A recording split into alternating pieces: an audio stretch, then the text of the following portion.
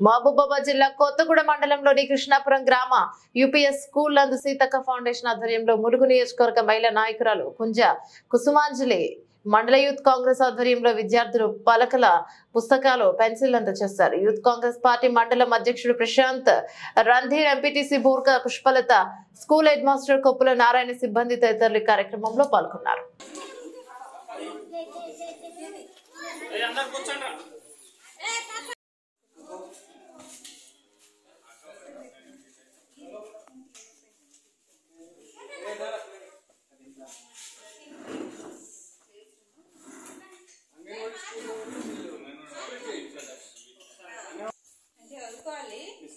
మంచిగా అయితే మళ్ళీ ఇస్తా.